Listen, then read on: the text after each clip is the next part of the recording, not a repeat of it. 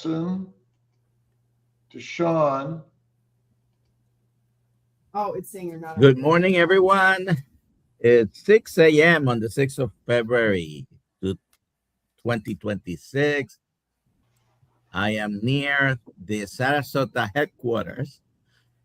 And Dr. Kiltz is live from his studio at home.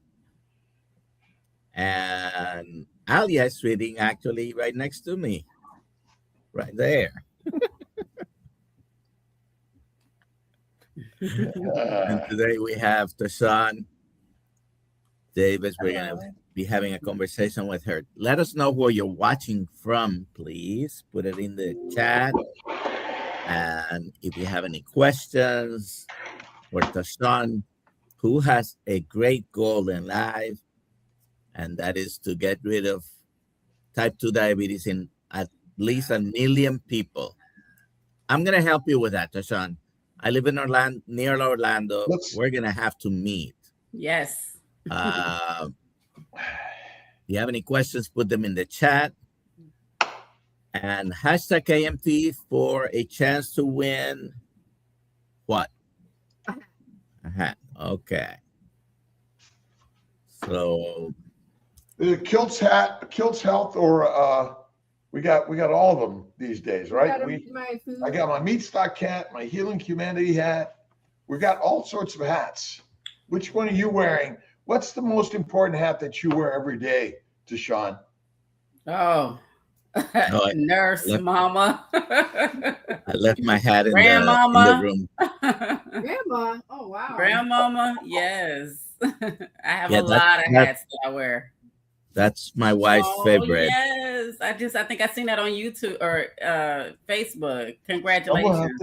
I mean, nothing better than our children. And so tell us a little bit about what inspired you to want to help heal so many of our children's children. Yes. So I've been Dr. Kiltz, let me read something I have about her. All right. Okay. All right. Hold on, TaShawn. Hold on. We're joined by Coach TaShawn Davis. She's a registered nurse who's bridging the gap between clinical care and the community. TaShawn is a holistic health coach and author of Uproot the Cravings and Sugar Deception. She's on a massive mission. I love this. To help 1 million people reverse type 2 diabetes by simplifying physiology.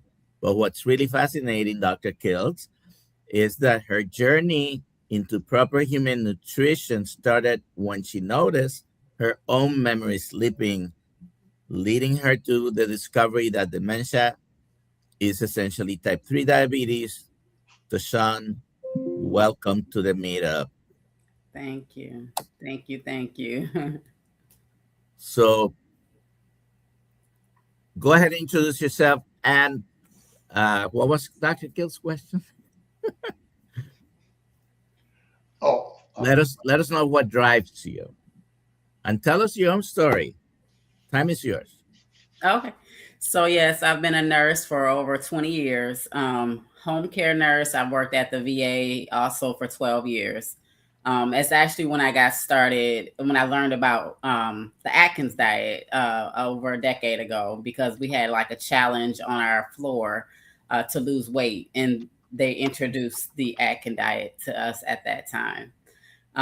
But before that, I was just, I had a little bit of weight, maybe 10 pounds that I wanted to lose. And so I tried everything like vegan, vegetarian. And then I started noticing some of my own health issues. And I think a lot of people were talking about like candida at the time. But I used to get UTIs every single month, as well as yeast infections. And it wasn't until my memory started to slip, I'm like, something is not right. And that's when I went deeper into the research. Having young kids at the time, I wanted to always be health conscious. Even if I didn't know what that meant, I just searched like, what is it? And of course you get on the, go on these shows on my place was YouTube, because I'm a visiting nurse. I just need to listen to something constantly. And so everything sounded convincing about vegetarianism. I mean, they convince you to the T. This is where your yeast is coming from. As a nurse, I should have realized this, sugar that drives it and everything. But it wasn't until, I started to lose my memory. And I'm like, well, why? I'm trying to eat better. I'm doing things better, but I was not aware of the insulin resistance, and then also the fat aspect of it. I think that's what really got me into keto, was learning that you can eat this fat, and that we were afraid. Like, we teach our patients, don't eat, fatty meat, don't eat salt, don't eat cholesterol. And as my journey went on with doing home care, I'm seeing people sicker and sicker and sicker following the recommendations. And so I'm like, what is happening? Like, you're following all of these things and you're sitting in front of me with these disease processes that don't make sense. So it really started to, I just did a lot of deep research and found, I think Dr. Berg first, and Dr. Berry and Annette Bosworth, and I read up on a lot. Like, when I first started, I went to the library and just checked out as many books as I could on physiology, whoever was talking about memory issues, because I wanted my memory back. And, the research was overwhelming. The stories that people were telling were overwhelming, from chronic infections to memory loss. And it was like, there's no way this lines up with physiology better than anything that I've read, watched, or anything. And the more I listened to people like Dr. Kiltz and other physicians and scientists and everything, I'm like, this is overwhelming, this evidence, and I can't deny it, like, because of the physiology. And so, even when, or if this is anything, I've stayed, it's been about a decade or a little over a decade that I've low carb, low sugar. I'm more a ketovore, but I don't really care about vegetables like that, but I'll eat them if they're in front of me. But yeah, it's overwhelming.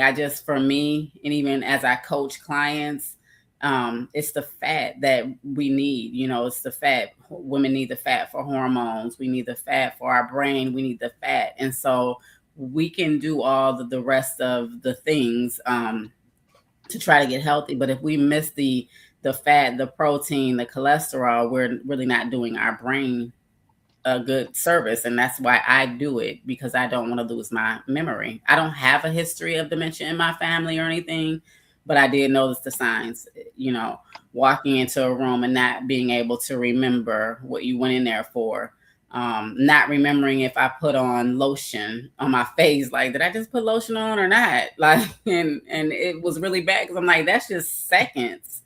And I'm like, I can't live like this. I need my brain.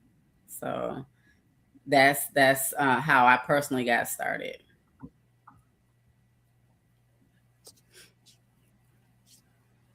Very good. If you have any questions for TaShawn, put them in the chat, please. Q. Go ahead, Dr. Kiltz. So, TaShawn, I started off in internal medicine after medical school at Sepulveda VA, and I just loved the VA and taking care of the amazing people there. I noticed that in all of the hospitals that I've ever been affiliated with, they hang sugar water, and the meals are full of plant sugars and low in fat. It's always about non-fat milk and pancakes and all this stuff.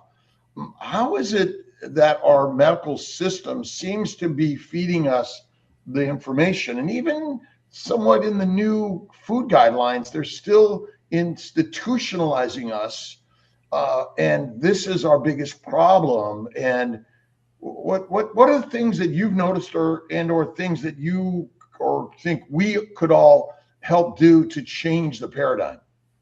Yes, it's just boots on the ground for me. I love that we are talking about it in America. Like, it's one of the main things that we have, even with the changes, whether, you know, good or bad. I think they're way better than they've been. And so it gives me the opportunity, as I sit in front of patients day after day, to talk about it. But one of the things that really got me, so I can give a couple of my patients' stories. Whenever I was doing the research initially, what happened was, one of my patients was a vegetarian. This is the story I wrote in my book, Sugar Deception, one of the patient testimonies and stories. But what happened is he was sitting in front of me, a vegetarian with a quadruple bypass. And then it just became more and more common. And I'm like, what is happening? Because it's supposed to be the meat, right? That clogs our arteries. It's supposed to be, you know, the fat that clogs. But this man doesn't even eat meat. He doesn't even eat, you know, of course, vegetable oil or whatever, but it's mostly sugar with the baklava and all the things. And it's like, he was of Indian descent. So that's why he was vegetarian. But it was like, so I understand this. As I'm understanding it, I'm trying to teach it to the patients. And I've been able to contact some of my patients' doctors who I sit in front of with diabetes and ask, you know, can we put them on a lower carb or lower sugar diet? Try not to say a name, because doctors are, if you say ketovore or carnivore or keto, they're like, no, heart attack. And I'm like, hey, how can we just maybe can I help them learn this low carb, low sugar diet? And it'll help with, you know, their health, you know, in a better way. And most doctors are like, yeah, go ahead, do what you need to do. And I'm like, all right.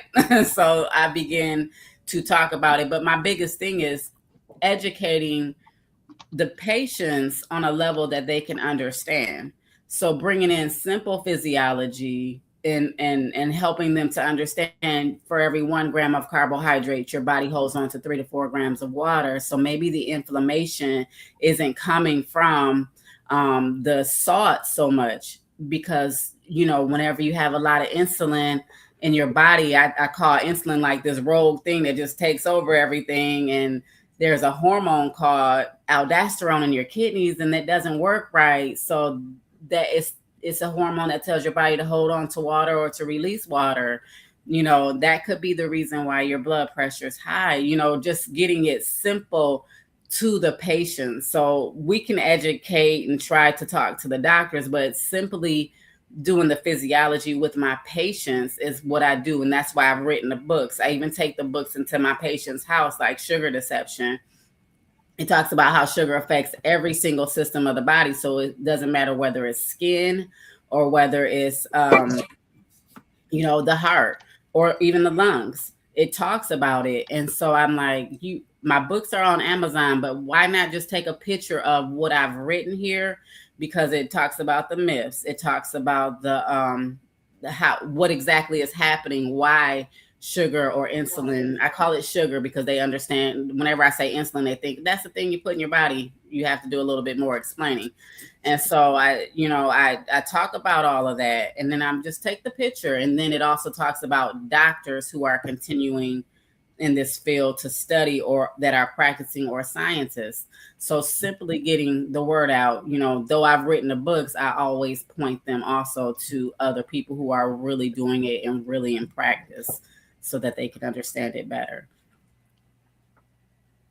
Is this complicated, or is it really massively simple? And we've all made it so hard to understand. And I just wonder, are we really meant to eat plants?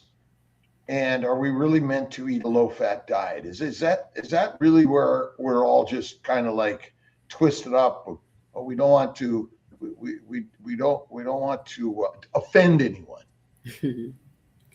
Yeah, I mean, I love the way some of the doctors put it. In hunter-gatherers, we used to kill something, drag it home, eat it from root to tail. And so it's, you know, and then whenever, you know, it was time for the winter to come, there'd be, you know, a little bit of berries on the tree, but they were meant to fatten us up, you know, for the winter, just in case there wasn't anything that we could search for. And so if we were to eat in season the correct way or whatever, you know, even as we're eating fruits and vegetables all year long, what are we really eating? Because, you know, they may be shipped over on a hot truck, or if it doesn't have seeds, what is it? You know, because the Bible says we're meant to reproduce after our own kind. And so if there's no seeds, we're eating these hybrid or these factory made vegetables and chemicals and all of these things that are not really serving us. They, you know, it's a magical. It's got, I love whenever I do live talks or whatever, I talk about the banana, and everybody, if they come back and see me anywhere, they're like, you're talking about the banana. I've not eaten a banana ever since. I'm like, it's sugar. And then you have this little bit of potassium. But, you know, once they understand how the sugar brings out the insulin and everything is affected, they really understand it at a different level. So isn't insulin just a normal hormone that's just trying to do the job it's supposed to do? But because we're eating a plant-centric, low animal fat diet, we're just screwing up our normal evolutionary, beautiful physiology. Yeah. Temples and physiology. Thank you, Doc. See, probably that damn sugar is trying to muddle.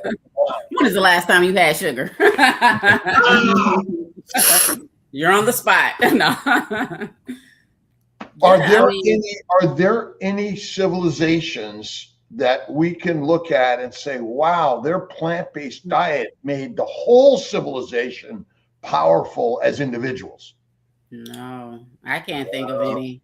No. I mean, even I believe one of the doctors were talking about the gladiators, you know, because they were meant to just do the thing, the fighting for that time. But their diet, I think, mostly consists of carbs and sugar and all the things just for that small amount of time. Like it's just so they can stay enslaved or whatever to do. So the things. You see patients, and I'm sure you're one of the few probably nurses that is that you're probably one of the few that is asking them, what do you eat, right? What do they tell you? Do you get, I eat healthy? Yes. I'm doing everything. What does that mean? Yeah, and exactly. That's what is so frustrating. Like over the last, so in my early days of nursing, 20 years ago, I used to see people 70, 80 diabetics. And, you know, I'm like, oh, that's normal. But then I'm like, whoa. First of all, I'm going through my memory loss at the time. And then I'm seeing patients 40, 50 strokes, diabetes. They call it pre-diabetes. I'm like, no such thing. You know, all the things. And I'm like, wait a minute, like, why are we getting younger and younger? And like seeing observationally this, because I'm in houses every single week. I know what you're eating. I know what you're saying. And I see the whole grain bread. I see the bananas. I see the oatmeal. I see the orange juice. I see the Ensure, which I'm just, that right there is I'm like, yeah, I had to do a whole some post on the Ensure situation. But ensuring your enslavement.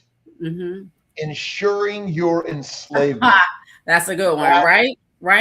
Remember, we're domesticated animals because of the governmental guidelines, which are controlled by the masters of the money. Yeah. Right. All of the those with a lot of money or wanting more money hung out with Epstein. You know who that is, right? The stories. Oh my God! Are you going controversial here?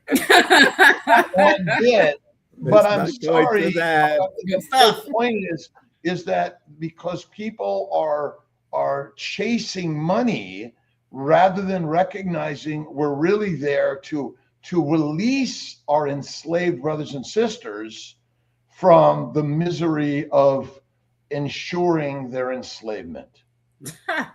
I love the way you just put that all together. Now, what can you do for boost? We're boosting that now. Well, look, I never chase after anyone. Yeah. We are individually inspiring our brothers and sisters to change their lives, because even those that share the enslavement story of Ensure are also damaged.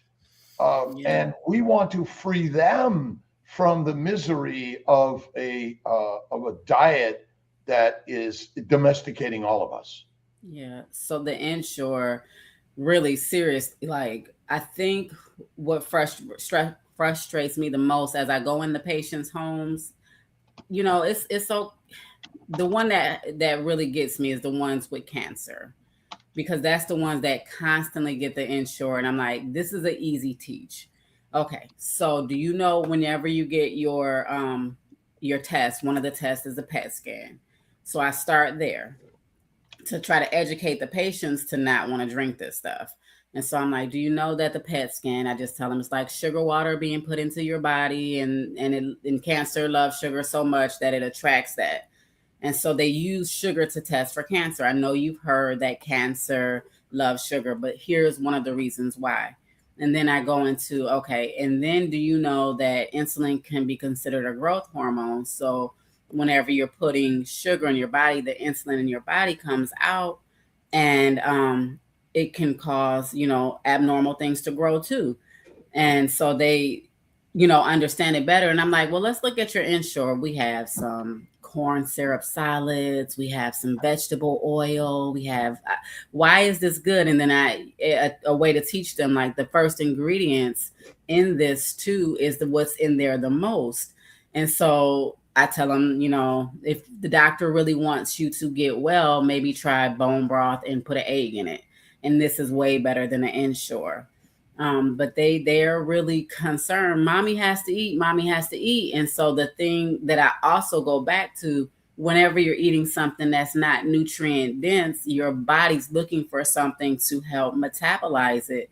And so it's going to pull from your own stores of nutrition, your vitamin B, all of these things that are already stored up. Is going to make it worse, because of course they're telling them to eat potatoes, mashed potatoes, and applesauce, bread, and all of these things. And I'm like, you're not helping, you're actually harming, because now you're pulling away from the stores that your body has used. So you may gain this weight, but whenever you're gaining it, it's going to be around the wrong place. It's not going to be gaining bone and muscle and immune system. It's going to be gaining visceral fat and the wrong fats. You don't need that.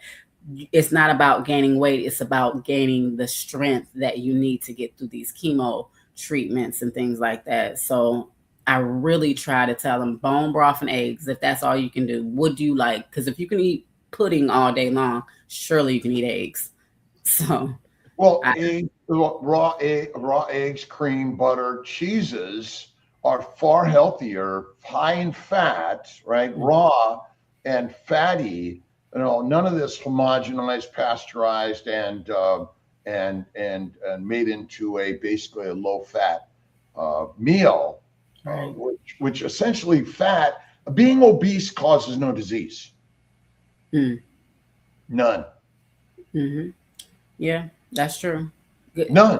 And even the opposite, the doctors will say, just gain the weight or just lose the weight, just lose the weight. I'm like, yeah, I still see patients that have lost the weight and they're like, my blood sugars won't go anywhere. They won't go down. I'm like, yeah, because you haven't focused on the right thing. And that's my main thing. Understand it. If you go back and you do something that is not good, like if you decide I want to eat these donuts or whatever, you'll be less likely after coaching with me or hearing, a talk with me, because you'll understand what's happening. But you have a right to choose whatever you want to do with your body, but you're going to understand it. And so losing weight does not equal health either. That's why my business is Health Beyond Weight Loss, because you're still, if you don't focus on that insulin aspect, you're going to still be sick. I had a patient that was like, I'm fasting and I hardly eat anything yet. So she came to me in home care after having several episodes of diabetic ketoacidosis. She went to her doctor. She'd been a diabetic for decades. She went to her doctor. Her doctor gave her more insulin, sent her to an endocrinologist. The endocrinologist, more insulin. Then the endocrinologist told her to go ahead and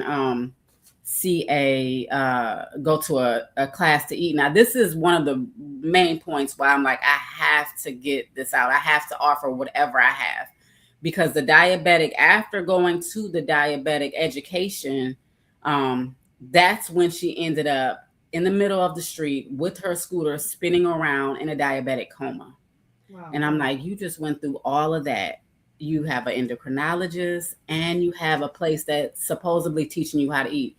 My goal is to open up a center, here in Orlando that combats that thing. Because I'm like, I don't know what else to do. I'm in the homes, but you're going to these places that is teaching you how to eat that just caused you to get sicker than what you were. And working with me in 3 weeks, your blood sugars are normal. Your blood pressure is normal. This cough that you had is gone. Like, these people have type 2 diabetes. Type 2. So they technically don't have any problem with insulin. Correct. They simply are eating a deadly diet, which is helping the real drug dealers. The real biggest killers are actually the standard medical system, not the heroin dealers on the street. Sorry. I mean, it is what it is. They're the mafia. Are masked federal agents. Yeah, it's sad because it's doctors. Mm-hmm. Yeah, it's sad. I mean, they all fun, and they're like, my nutritionist, my dietitian. And so they'll start talking. I'm like, yeah. And then everything in moderation. I'm like, that's a lie. Never say it again. Because if you put poison in your body moderately, you're going to still die, And so then I tell them they're funded by Pfizer and Quaker Oats. These dietitians, whenever you go to the conferences or whatever, you'll see the advertisement for these things. And so they don't know, they mean well. It's not like they're trying, but you're supposed to eat the rainbow and you have to do this. But if they take the time to educate or go beyond that education, because I'm like, should I just go for nutrition and all of that, add another degree? I'm like, so I can just toss it out the window. I mean, do they mean well? I think some of them just don't know. I mean, the dietitians themselves, like nurses mean well, doctors mean well, but the companies that are funding them probably they don't mean well. Yeah. But I have several good friends that are dietitians, and they have been trained the traditional way. Correct. Yeah. Unfortunately, I love them. You're teaching the wrong thing to your patients. Well, yeah. I think your online presence touches a million people. And this social media, social medicine, giving the power to the people, even, our intention at Kiltz Health is to empower everyone to be their own life coach, their own health coach. And a certification, I mean, I don't want people to think this certification means you have some clout that is any higher or any lower than anyone with any PhD. Is actually, we all have the power that's the same. Yeah. We don't need some certification to go out there and recognize, hey, I'm just a human being. And in my ancient nature, did I eat porridge all the time? Or did I go hunting for the massive animal and eat nose to tail, organ meats, and I feasted on fat? Yeah, preferred it. Yeah. And so our negative judgment of obesity is pathologic. We make people feel bad about them. Now we have the GLP-1s. Yeah. Right? Let's make them cheap and hand them out to everyone, so you could just eat whatever you want and you'll be skinny. But Dr. Nelson, is that enough to save people? You have to change totally the way you're eating. Definitely, that's the first step.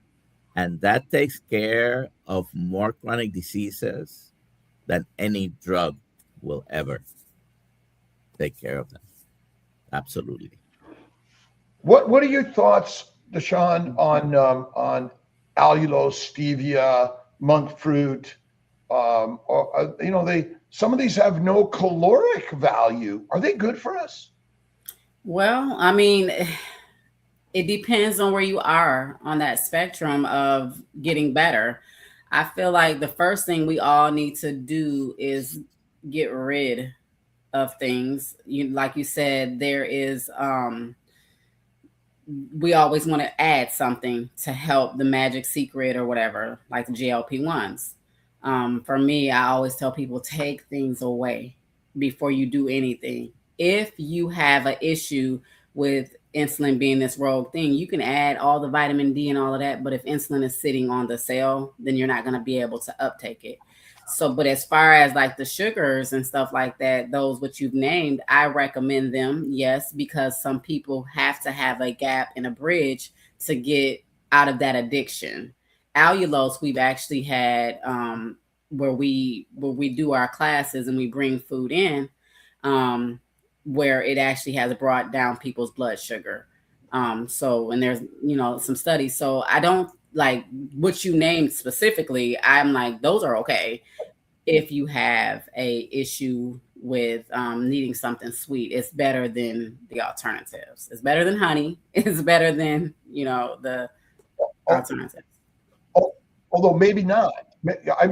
My suggestion is that we're measuring glucose, but that's not the problem. It's glycation. And correct. So ultimately, how do you measure allulose levels? Anyone measuring allulose serum levels? I mean, nobody's measuring insulin either, but yeah.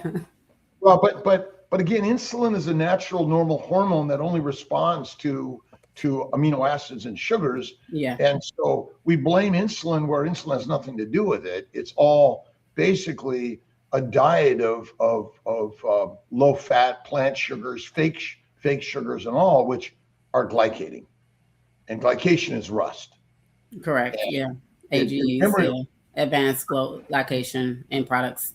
Yeah, I mean, it is, we have to meet, for me, where we are, and if it is any better to, because if I can tell people all day long, go ahead and go vegetarian and vegan. They're like, cool, we'll start next week. Cut the sugar, cut the carbs. What am I supposed to eat? I can't eat anything. There's nothing. I'm like literally eating protein and all of that. What are we eating? What are we eating tonight, Dr. Kiltz, in your house? Oh, he's not here. I know we're eating. But literally, you can go outside, and if you see a skunk, you can eat a skunk. If you see a roach, you can eat a roach. You can. I don't mean to be nasty, but I'm saying there's way more stuff to eat than what you're thinking about. Like, we are a lot of times creatures of habit. And so even if I tell them to change their eating habits, you already were eating oatmeal every morning with bananas and orange juice, and you were already doing that. Now I'm telling you, switch it up, eat eggs and bacon. And you're like, oh, what else? What else? I'm like, try that first. So oatmeal with banana gotta be one of the worst things you can do to your metabolism. And some people continue to insist that it's healthy. Let's take some questions. Now, the first one here is very controversial. Oh, gosh. The first one in the queue there. Oh, it's right there. Okay. What do you think about what Maria and Craig said this week, that high-fat carnivore can cause diabetes and overflow the glycocalyx? Mind blown. TaShawn? I'll let y'all take that one. I don't know. I didn't see it. I don't know. All questions are for the guests. Oh, I'm like, I'll let you. I didn't see anything that they were saying. I didn't see it, so I don't know. Yeah, they believe in lipotoxicity. They don't like a high-fat keto or carnivore diet. It's all about what they call it? Protein sparing modified fasting. Oh yeah. Leaner protein sparing modified. So what do you think about lipotoxicity, Dr. Kiltz? What was the question? The question is, what do you think about what Maria and Craig Emmerich said this week? And this is not this week. This is their beliefs. They've been for years saying that high-fat carnivore can cause diabetes and overflow the glycocalyx. False.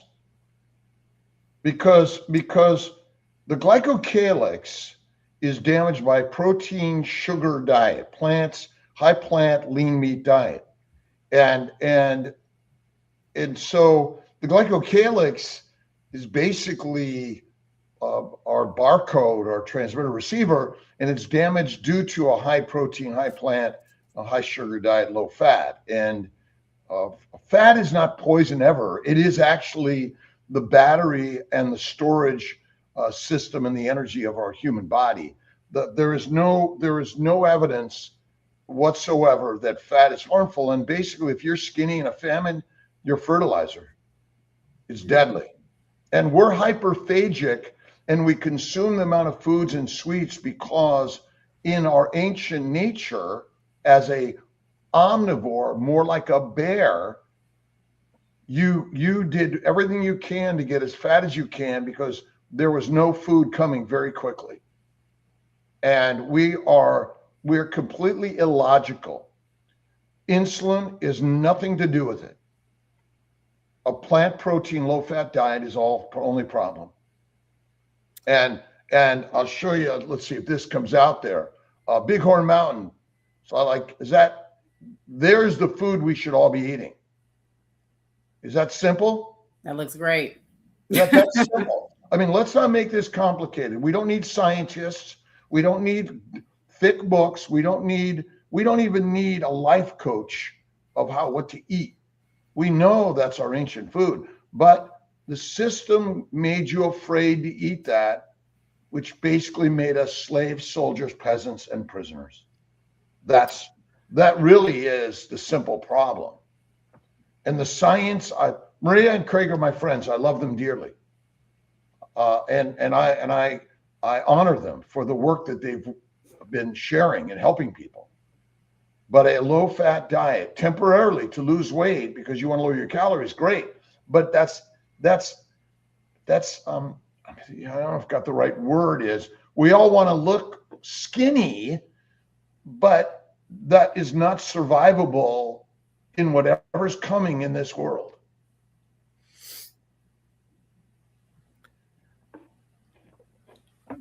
The next question. Do you think that too much fat can raise your blood sugar? A keto influencer said it could. That's why I ask. You want to take that one, TaShawn?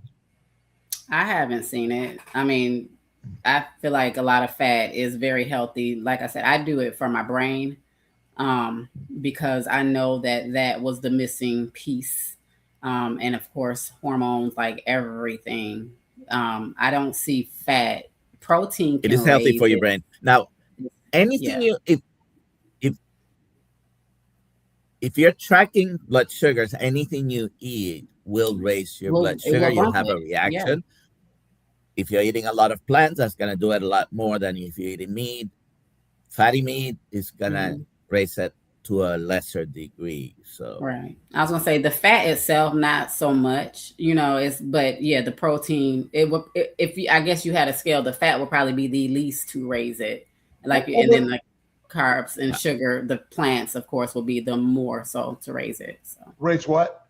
The blood sugar. Right. And so there's sugar in adipose tissue. Oh. Yes. So thank you. Yeah. Next question. TaShawn, you're amazing. Is your family meat-based? Thank you so much. No. I wish they were. Not yet. Yeah, Not exactly. Yet. Not yet. We're working on it. My husband actually have a story about that. We're from Michigan. I've been in Florida since 2017, and my husband went to the best doctors. His blood pressure was always 200 over 100 and something. Literally not exaggerating. And he went to the University of Michigan. They told him, cut the fat, cut the salt, do all the things. And for the most part, he would, but he had, lifestyle that was not the best.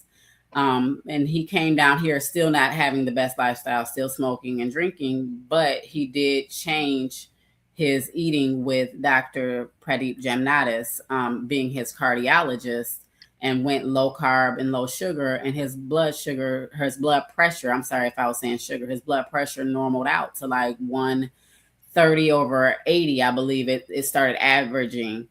So he knows that is a good thing to do because he's seen the results. And just trying to get him back there is the issue. So whenever I'm cooking, I'm not cooking with carbohydrates and things like that. I'm cooking more meat, and then if I do have a vegetable, it pretty much is to put some butter and cheese on it. So that we're looking forward to meeting Dr. Pradeep Jamnadas tonight because he's coming to Dr. Kiltz house. Oh, I wish I was there. Yes. He's great. My alarm keeps going on. Yeah, he was a doctor that changed my husband's mind. Although I was saying it for many, many, many years. Of course, the wife, my voice was like, and then the doctor's voice was like big. Yeah. Let's see. TaShawn, do you get conflicts with other nurses or doctors when you bring up? I'm sorry, it's low, but I can see the question. Okay.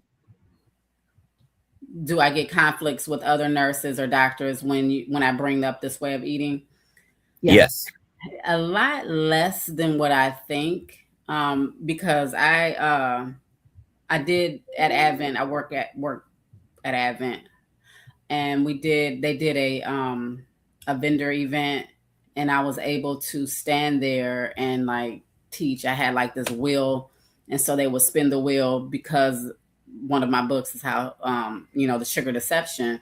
And so they would spin the wheel, and the wheel would go to whatever body system it was. And I was able to like break it down to them and explain it to them. And they were actually very happy to hear a different perspective because, they just been, following the guidelines or whatever and not really digging deeper into it. So for the most part, they're happy to learn. I don't have a lot of conflict just because I think the approach that I have, and if they do not want to talk about it or whatever, or they feel like they really don't say much, but they'll continue to teach their patients.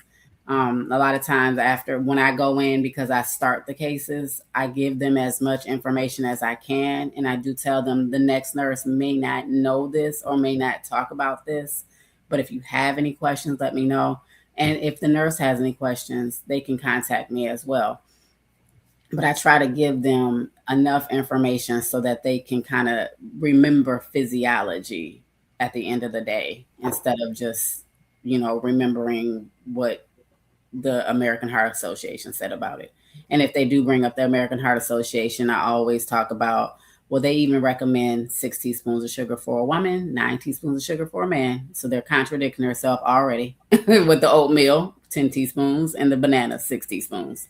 So I try to bring it back to that's what it is. But no, I don't. I mean, I actually have been able to surround myself with like people who are pretty positive and understand it. Next. How do you convince your patients to pivot from their doctor's advice to regarding diabetes, they continue to believe their doctor? So did you want to? Oh, for me, yeah. So it's what I do is I gently teach them, because my goal is to help you make informed healthcare decisions. I don't want to tell you what to do. And I always let them know, listen, I'm just going to give you the physiology of it. Because right now, the recommendations are still 45 grams of carbohydrates per meal with 15 grams snacks. So 3 meals at 45 to 60 grams of carbohydrates with 15 grams of carbohydrates with snacks. And I ask them, and I break it down into how much sugar that is. And I asked them, do you think that would you ever eat this much sugar in one setting? Would you ever, have this much? And do you think that this is going to get you healthier? And so I don't try to, my approach is to just teach them simple physiology, like going back to, this is what happens to your body. This is, they use insulin. Your insulin is there. You have too much already in your body when you're a type 2. It's too much going on. And then to force your body to use more by giving you exogenous insulin, it doesn't make sense. And so just really trying to get them to understand that this isn't working and it's never going to get better. You have to bring your sugars down you have to bring those numbers down to a place to where you're sensitive again and to where you can really reverse. Because I mean, there's been too much evidence that you can reverse type 2 diabetes and really certainly can. Type 1. Yeah. All right. Next question. How does the chronic inflammation from seed oils and oxalates complicate the recovery from type 2 diabetes? Well, it's the the inflammation. You have to it's just not something that it's in the way. Like the inflammation it's all in the way. Whenever the seed oils, the omega-6 and the omega-3 ratios, so that would be like the vegetable oil, canola oil, and the margarines, plant-based butters, and all that, just for people who may not be aware, because they think that that's the best, that's the recommendation. And so having those in addition to having the type 2, it really makes it harder for your body to respond to the changes that you're making to help you with your type 2 diabetes. So it definitely complicates it on another level, because it's one of the things that can still cause the inflammation, and it can still cause you to not feel and be your best. It's not something our body even recognizes. Our body doesn't want that. So anything that is not physiologically correct for our body to be consuming will complicate any disease process. Like Dr. Kiltz keeps going back to the low fat. Whenever we're doing low fat, if it's a box food or a container or whatever, they replace that with sugar. And then they do all of these other things, that the bliss point, to try to make things taste so good. And a lot of times it is in combination with some of those bad oils. So it makes everything more complicated whenever you're not eating properly for a human. Let's see. Did I read this one? Yeah. Oh, yeah, I did. Okay, good. Do you have any doctors or dietitians that try to stop you from teaching their patients low carb, high fat diets? By the way, this is also a nurse. She's retired, but she was a nurse like you. Oh, okay. I don't. I taught a class, like the way that I wrote my book, Uproot the Cravings. It was a nonprofit group that hired me, and some of the stories and some of the things I learned from teaching this group, I've written in this book. But when I came back one day after the clients, we did 21 days, and then they wanted me to continue on, so I would pop in once a month. But the cholesterol for one of the women changed, and she was like, "You need to fire that." That nurse that told you to eat the fat and all of that, and I said, do you remember what we spoke about? And so I pulled out my other book, Sugar Deception, because I had written it by that time. That kind of helps people navigate through the LDL situation and what is really happening and all of that. And even though that doctor was, I've never met the doctor didn't ever approach me or whatever. And I don't know if she's going to make the decision to continue to eat this way. However, I just, was able to gently guide her back to physiology and let her know, the particle sizes of LDL and things like that. But yeah, the doctor, that's when the doctor, not direct, but the doctor had said, this is, this is stupid. Why are you doing this? And then I said, well, what's, just breaking it down, like, this is good for this, protein builds your brain, your muscles, your cartilage, your immune system, your bones, fat, your brain, just breaking it down physiologically and why that LDL is not as important. But no, I mean, not directly. I haven't really had any direct doctors to come against me.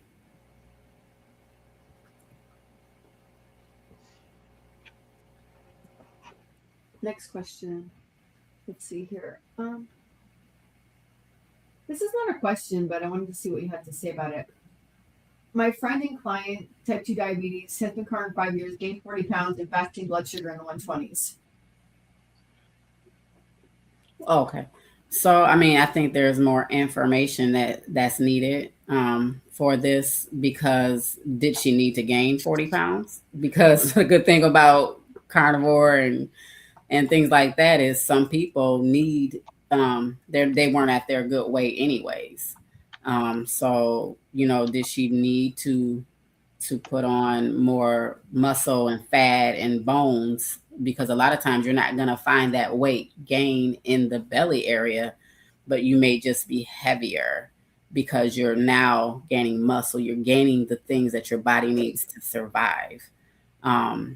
And also what are you eating? We have to be I'm like, be a detective. What was in that sauce? What was in that, So what are the blood sugars? What time are you taking the blood sugars? Is the dawn phenomenon affecting that? Is it first thing? Is it because, the natural sugar in your body just came out to help you wake up? It's more to it. So that's why too, having someone that can walk you through it is good, because people go for it, but they don't know all of these little nuances. Like I had a friend of mine, I wasn't coaching her, but she was like, my blood sugars are crazy and all of this, doing well, but she was doing the right things, but her stress level went up to a point of like panic mode. She was going through many, many crises. And so it's like, it's not the diet. You have to get your stress down. You have to sleep. Like there's so much more to it than just I'm eating better now. That's why it's good to have someone walk you through it. And if you can't afford to have like a one-on-one coach or someone walk you through it, look at the videos. Like, this is my symptoms. This is what's happening. Now, what is this doctor saying about this? Why am I having stalls? Why am I in my course? I have a course, at the end of the course, it talks about why you may be stalling or why you may be gaining weight or why this may be happening. And weight gain is not bad. Like I think Dr. Kiltz has said earlier, it's not an indicator that something is wrong. It could be an indicator that something is all the way right, because you could have been underweight all this time. Well, I guess the question is, what is the right weight? What is the right weight? Yeah, your body will. What is the right weight? I guess it depends on the circumstance. Your body tells you. Right now, I'm 5'3.5". Well, I thought I was 5'3.5" until somebody bust my bubble, but I'm 5'3". And according to the BMI scale, I'm supposed to be 115. I'm like, I will look like a little crackhead. Like I will look like a stick person. So, I like my weight at 150. So, and I feel good at 150. So it's like, no, don't try to put me somewhere where I don't belong. My body, I eat right, and my body has a set point, and that set point is where it is. So I don't do that. Nice. This is a good question. What about fiber? How does that fit into the equation? What do you recommend to eat for fiber? I think that if you're not eating the stuff that you have to poop out, then you don't need fiber. We're pooping out like bulk stuff from our diet, like corn husks. If our body, like when you eat meat, your body is consuming so much, like it goes to work. It's going to build your bones, your blood, your immune. It's going to go to work. And so what are you trying to poop out? So if you eating fiber is like eating a piece of egg with a little bit of cardboard. You're never going to digest that. So of course you're going to have the bowel movements because you can't digest it. And if you have all of this bulky stuff in your system that's trash from boxed food or whatever, you're going to have to use the fiber to kind of wash that out of your body. This is how simply I explain things. Dr. Kiltz, do we need fiber? We do not. You absolutely do not have any requirement to eat fiber, and absolutely eating fiber is poisonous for humans because you're feeding the microbes, which are not your friends, by the way.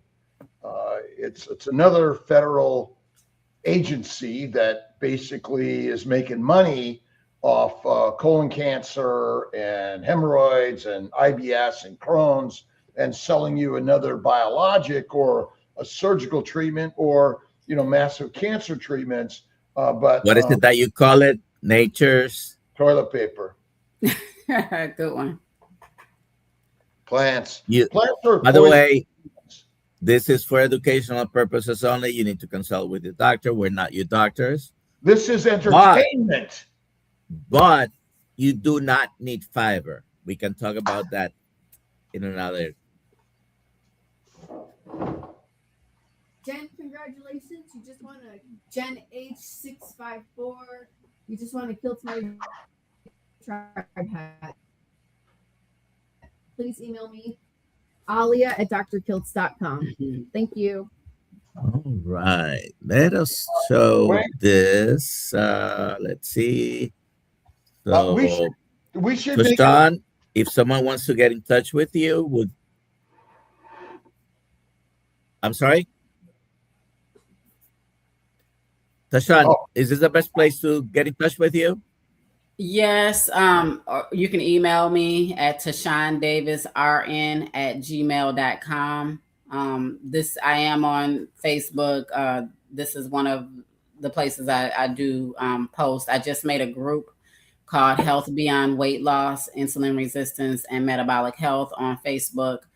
So you can join that. I believe from this page, you can find out how to join. It's free. I will be putting up a challenge, a 21-day that's going to go along with my 21-day devotional and journal for sugar detox.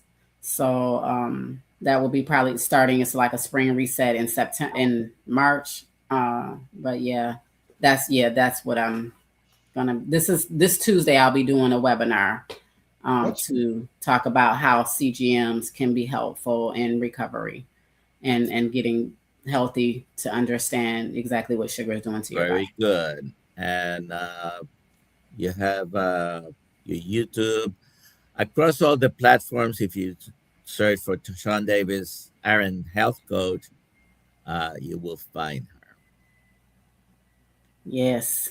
I'm trying to get better at social media, but I am on there somewhere. Isn't it true that our problem isn't sugar, it's a low-fat diet?